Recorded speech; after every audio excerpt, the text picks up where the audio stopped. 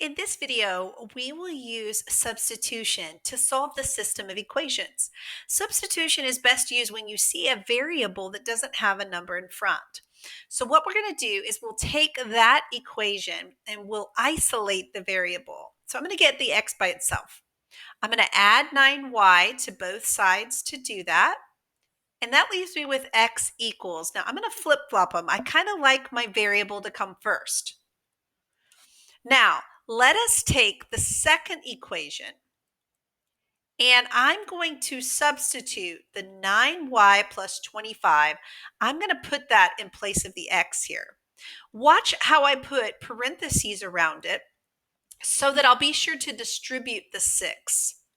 So I'll distribute the 6. That gives me 54y plus 150 minus 5y equals 3.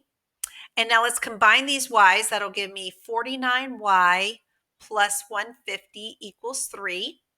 Let's subtract the 150 from both sides. That'll give me 49y equals negative 147. And then if we divide by the 49, we'll get that y equals negative 3. So that gives us 1/2 of the solution. Now let's take our equation that we had here for x, and we'll substitute this negative 3 in for the y so that we'll find out what x is. So 9 times negative 3 gives me negative 27. Negative 27 plus 25 gives me negative 2.